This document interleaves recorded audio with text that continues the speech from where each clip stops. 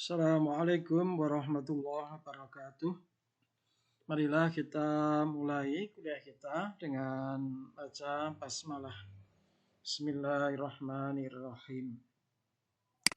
Pada kesempatan ini kita akan mempelajari tentang hadis ditinjau dari segi kualitasnya. Nah, kategorinya ada kategori besar yang pertama yaitu hadis makbul, yaitu hadis yang telah sempurna syarat-syarat penerimaannya. Ma tawafarat fihi jami'u syurutil qabul. Ya, ini makbul artinya bisa diterima, bisa dijadikan hujjah atau dalil. Nah, pembagiannya hadis makbul itu ada dua. Yang pertama yaitu hadis sahih, ya. Kemudian yang kedua adalah hadis hasan. Apa itu hadis sahih? Yaitu al-hadits sahih huwa al-haditsul ladzi ittassala sanaduhu. Jadi sanadnya bersambung. Binaqlil adlid dobit. Kemudian perawinya adalah adil dan dobit. Ya. Wala yakunu syadzan. Kemudian tidak ditemukan kejanggalan, wala mu'allalan, dan tidak ditemukan cacat. Ya. Nah, jadi lebih lengkapnya sanadnya bersambung itu apa? Maksudnya yaitu setiap rangkaian perawi dalam sanad tersebut memiliki hubungan guru dan murid. Nah, ini bisa dilihat dari kitab tentang Rijalul Hadis. Nah, yang biasanya dalam kitab tersebut dicantumkan nama guru dan muridnya. Nah, jika tidak disebutkan, bisa juga diketahui dengan melihat perjalanan ilmiah. Bisa juga dari tahun wafatnya. Apa itu adil? Ibnu Hajar al-Asqalani mengatakan perawi yang adil yaitu perawi yang menjaga ketakwaan dan menjauhi dosa kecil. Jadi ini jangankan dosa besar, dosa kecil saja ditinggalkan. Ya, adil adalah orang yang senantiasa menjauhkan diri dari perbuatan dosa atau yang mengikuti hawa nafsu. Nah, lebih rincinya, syarat perawi yang adil itu 1, muslim. 2, menjauhi perbuatan fasik. 3, bukan orang yang teledor. 4, mukallaf, balik dan berakal. Serta yang kelima, menjaga muru'ah atau kehormatan. Ya. Jadi sampai-sampai dalam perbincangan ulumul hadis dikisahkan ada seorang ulama yang bersenda gurau dengan unta. Ya, dia memegang rumput, kemudian dia panggil unta. Entah manggilnya gimana ya, kalau kita manggil ayam tuh kur kur kur kur. Kalau manggil kucing ya pus. Entah ini kalau manggil unta gimana ini. Yang jelas setelah unta itu dipanggil, kemudian mendekat kepada ulama tersebut, Nah, ulama tersebut kemudian menyembunyikan rumput tersebut. Artinya dia menipu, membohongi unta itu. Nah, itu dilihat oleh ulama lain sehingga disimpulkan ulama tersebut tidak pantas untuk meriwayatkan hadis.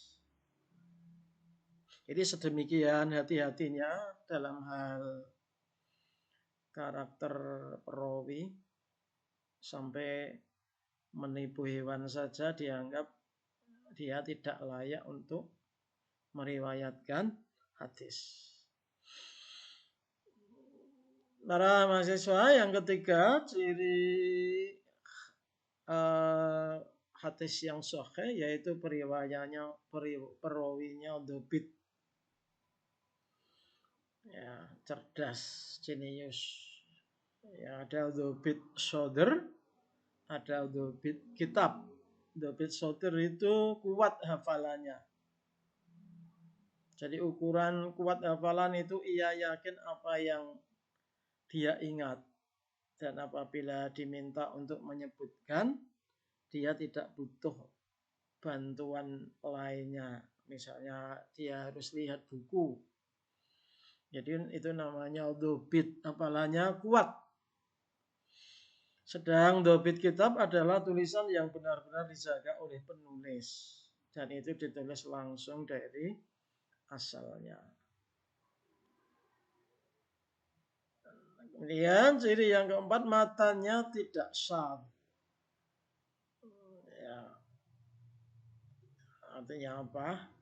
Tidak syad itu adalah kondisi sebuah hadis yang bertentangan dengan yang lebih baik kualitasnya dari hadis yang sedang dibaca mungkin ya. Jadi syadz itu bertentangan dengan hadis lain yang lebih berkualitas.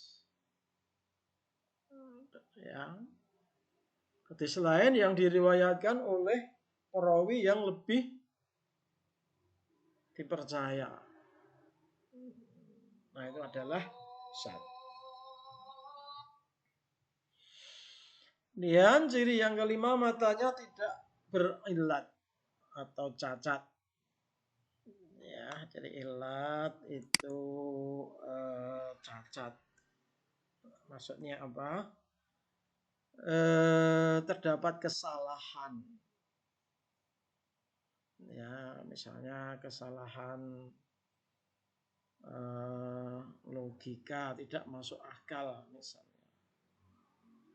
Nah, untuk mengetahui ilat dalam sebuah hadis adalah dengan cara membandingkan antar periwayatan yang sahih. Baik para mahasiswa, para ulama membagi hadis sahih menjadi dua bagian, yaitu sahih li dzatihi dan sahih li ghairihi. Jadi perbedaannya adalah terletak pada segi hafalan atau ingatan perawinya. Pada hadis sahih li ghairihi, ingatan perawinya kurang sempurna. Ya. Jadi meskipun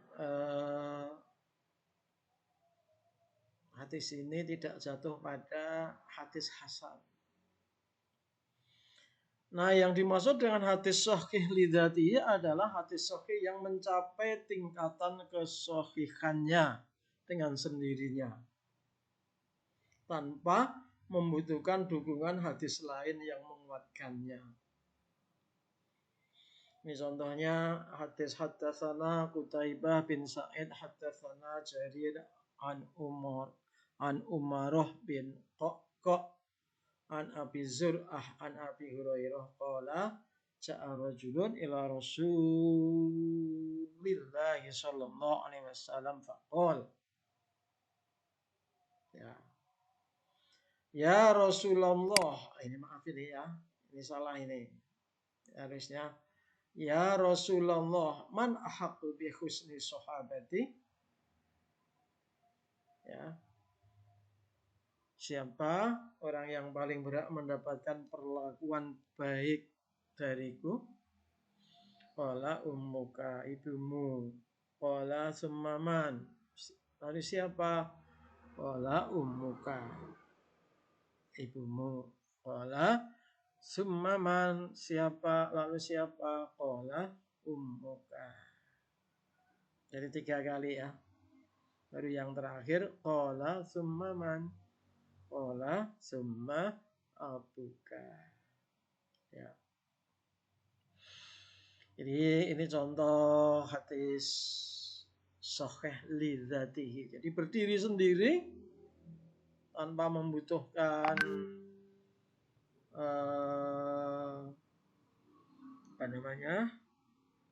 dukungan hadis yang lain, dia sudah sahih. Sedangkan yang dimaksud dengan hadis sahih li ghairihi adalah hadis hasan li dzatihi yang diriwayatkan melalui jalur lain yang semisal atau yang lebih kuat. Baik dengan redaksi yang sama maupun hanya maknanya saja yang sama. Maka kedudukan hadis tersebut menjadi kuat dan meningkat kualitasnya dari tingkatan hasan kepada tingkatan sahih. Ya. Nah ini ya, dengan kata lain, hadis ini kesahihannya tidak berasal dari sanadnya sendiri, melainkan dibantu oleh adanya matan atau sanad yang lainnya. Jadi sebenarnya kalau dia berdiri sendiri itu dia hadis ini itu termasuk hadis hasan. Karena apa? Karena perawinya itu hafalannya kurang bagus. Tetapi ada penguat hadis lain. Ya. Jadi ini contohnya misalnya. Ini hadis riwayat Imam Tirmidzi. Laula an asyqa ala ummati la amartuhum bis-siwak inda kulli sholatin. Seandainya tidak memberatkan umatku, niscaya aku perintahkan bersiwak setiap kali hendak melaksanakan sholat. Ya.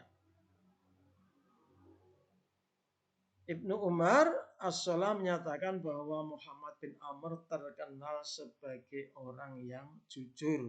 Jadi ini Muhammad bin Amr ini jujur. Tetapi kodobitanya kurang sempurna. Ya, jadi ini sebenarnya kalau hadis itu berdiri sendiri, hadis itu kualitasnya adalah hasan. Hanya terdapat hadis lain yang juga diriwayatkan oleh Imam Bukhari melalui jalur Al-A'raj, ya, Abu Hurairah, yang hadisnya dinilai sahih. Jadi ada penguat hadis sahih. Ya. Sehingga hadis yang diriwayatkan oleh Imam Tirmidzi ini menjadi sahih li ghairihi. Ya jelas ya. Jadi kalau berdiri sendiri sebenarnya dia adalah hadis hasan. Tapi karena ada penguat hadis lain yang berkualitas sahih, maka menjadi hadis sahih li ghairihi. Nah, para ulama hadis membagi tingkatan hadis sahih menjadi 7. Yang pertama, hadis yang disepakati kesahihannya oleh Imam Bukhari dan Muslim. Artinya sebuah hadis tersebut bila kita lacak di kitab Bukhari kita temukan. Kita lacak di Sahih Muslim juga kita temukan. Nanti dalam bahasa ulumul hadis ini sering dikenal dengan istilah muttafaqun alaih. Yang kedua, hadis yang disahihkan oleh Imam Bukhari saja. Yang ketiga, tingkatan berikutnya, hadis yang disahihkan oleh Imam Muslim saja. Jadi misalnya rawahu al-Bukhari, rawahul Muslim. Dan yang keempat, hadis sahih yang diriwayatkan oleh selain Bukhari dan Muslim, tetapi mengikuti syarat-syarat sahih Bukhari dan Muslim. Nah, yang kelima, hadis sahih yang diriwayatkan oleh selain Bukhari dan Muslim, tetapi mengikuti syarat-syarat kesahihan Imam Bukhari. Nah, apa itu syarat sebuah hadis dianggap sahih menurut kriteria Imam Bukhari? Sama seperti yang disebutkan di atas tadi. Sanadnya bersambung. Ya. Hanya dalam hal sanad ini Imam Bukhari ketat. Perawi harus bertemu perawi sebelumnya. Tidak hanya cukup hidup semasa. Nah, berikutnya perawi adil, dzabit, tidak syadz, tidak berilat. Nah, tingkatan yang berikutnya yaitu hadis sahih yang diriwayatkan oleh selain Bukhari dan Muslim, tetapi mengikuti syarat-syarat kesahihan Muslim. Ini bedanya dengan syarat sebuah hadis disebut hadis sahih antara Imam Bukhari dan Imam Muslim, posisinya di sini. Jadi sanad bersambung dan perawi tidak harus bertemu perawi sebelumnya. Jadi tidak harus liqa, asal hidup semasa. Tapi kalau Imam Bukhari tadi ketat, harus liqa, harus bertemu. Nah, tingkatan yang terakhir yaitu hadis sahih yang diriwayatkan oleh ahli hadis yang terkenal selain Bukhari dan Muslim, tetapi tidak mengikuti syarat-syarat kesahihan Bukhari dan Muslim, dan tidak pula mengikuti syarat-syarat kesahihan salah satu dari Bukhari dan Muslim. Nah, untuk kategori hadis sahih ini para ulama telah menyusun sejumlah kitab. Yang paling terkenal ini As-Sahih Bukhari dan Sahih Muslim. Ya, yang lain-lainnya ada Al-Muwatta, ya, karya Imam Malik, ya. Kemudian Al-Jami' As-Sahih Al-Bukhari disusun oleh Imam Abu Abdullah Muhammad bin Ismail Al-Bukhari. Ya, ini tadi ya. Jadi ini yang disebut dengan Sahih Bukhari. Ya, ini Sahih Bukhari. Ini Sahih Muslim. Ya. Yang Sahih Ibnu Khuzaimah. Ya. Sahih Ibnu Hibban dan lain sebagainya. Ya. Nah, itu ya, jadi gambaran singkat tentang apa itu hadis sahih. Tentang kehujahan hadis sahih tentu karena tadi disebut dengan hadis yang makbul, maka hadis sahih adalah bisa dijadikan sebagai landasan normatif atau sebagai dalil. Ya. Baik, selanjutnya adalah hadis hasan. Apa itu hadis hasan? Yaitu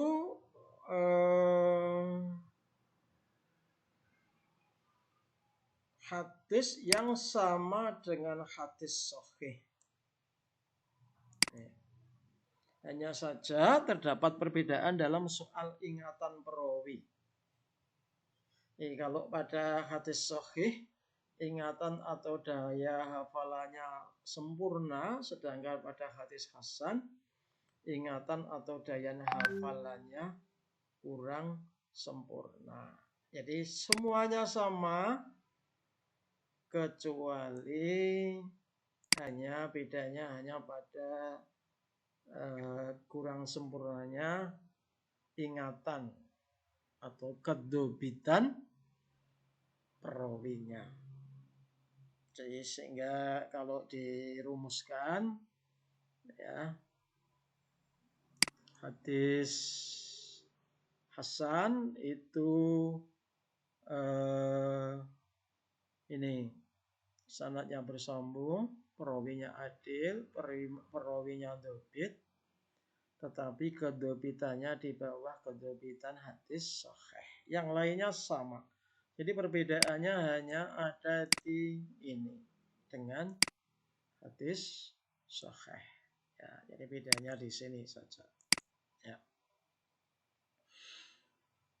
Sama dengan hadis sahih tadi, hadis hasan juga dibagi menjadi dua, yaitu hasan li dzatihi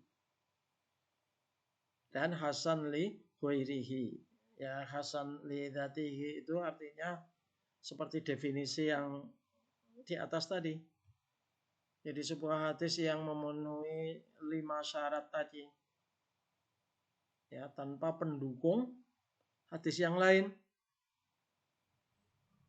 Nah, kalau membutuhkan pendukung hadis yang lain, maka kemudian hadis tersebut disebut dengan hasan li ghairihi. Nah, ini contohnya. Ya. Nah, ini contohnya. Haqqun alal muslimina ayyahtasilu yaumal jum'ah wal yamissa akhaduhum min thayyibi ahlihi wa ilam yajid fal ma'ulahu thayyibun. Jadi hak bagi orang-orang muslim ialah mandi di hari Jumat. Ini dalil kesunahan mandi di hari Jumat. Hendaklah sholat seorang mereka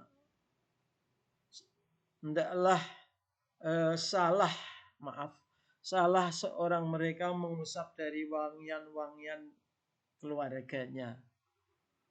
Ini dalil kesunahan menggunakan wangi-wangian ketika mau ke sholat Jumat. Jika ia tidak memperolehnya, ia pun cukup menggunakan wangi-wangian. Ya. Jadi jika ia tidak memperolehnya, air pun cukup menjadi wangi-wangian. Yang penting mau ke Jumatan itu setidaknya minimalisnya itu tidak membawa bau yang tidak sedap. Bau keringat contohnya. Ya. Nah, hadis tersebut bersanadkan Abu Yahya Ismail bin Ibrahim At-Taimi. Nah, ini ya, Abu Yahya Ibrahim At-Taimi. Nah, tidak disebutkan sanadnya ini. Kemudian Yazid bin Abi Zaid. Kemudian Abdurrahman bin Abi Laila dan Al-Bara' bin Aziz. Ya. Karena itu hadis tersebut adalah dhaif. Ya. Jadi semula hadis di atas itu adalah berderajat dhaif. Karena ada salah satu perawinya ya yang kekuatan ingatannya itu tidak sempurna. Atau karena disebut dhaif ya, itu mungkin salah satu dari perawinya adalah diragukan dari sisi keadilannya. Jadi kalau hadis dhaif itu adalah cirinya adalah perawinya dikenal ya mungkin pernah bohong misalnya.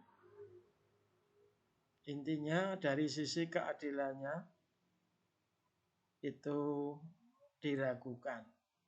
Ya. Jadi asal dari hadis ini adalah dhaif. Hanya saja ditemukan hadis semakna yang terdapat dalam kitab Bukhari ya, yang bersanadkan ini sanadnya ini.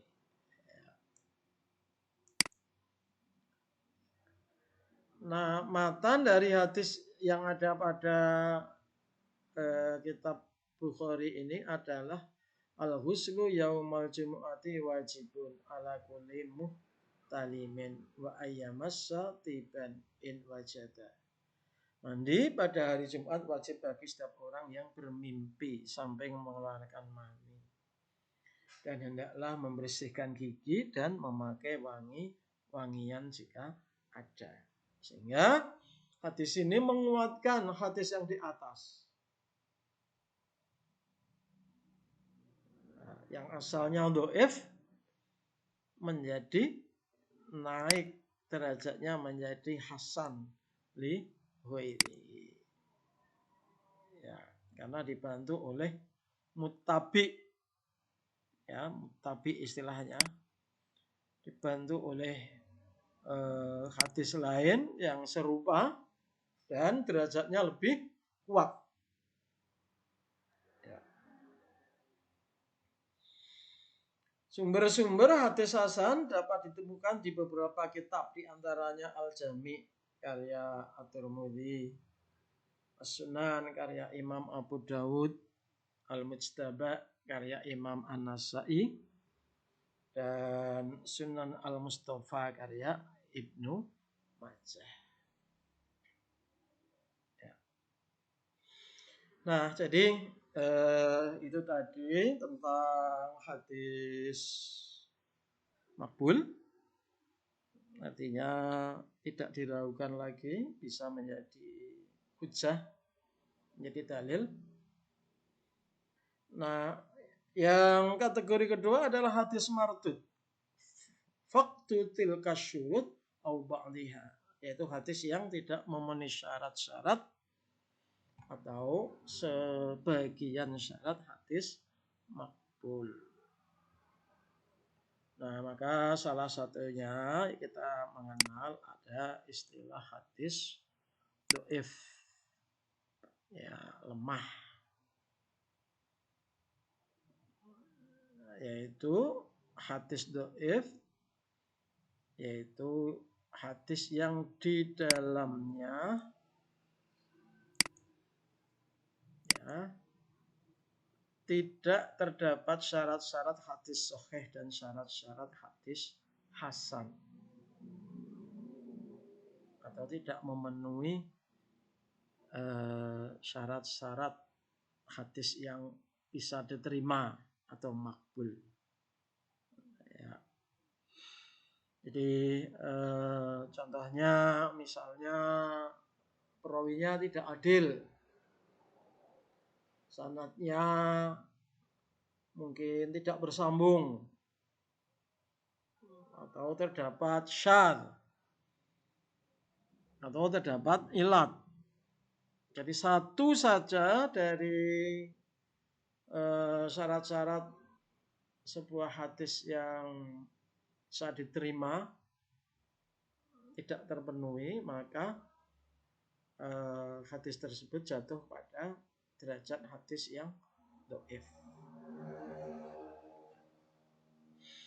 Nah, bagaimana berhujjah dengan hadis dhaif? Secara umum, hadis dhaif tidak boleh diamalkan, baik dalam hal menggunakannya sebagai landasan menetapkan suatu hukum maupun sebagai landasan suatu akidah. Ya, melainkan hanya dibolehkan dalam hal keutamaan amal.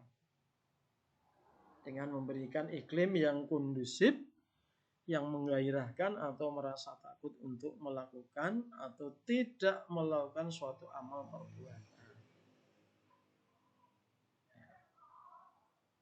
Meskipun ini terdapat khilafiyah.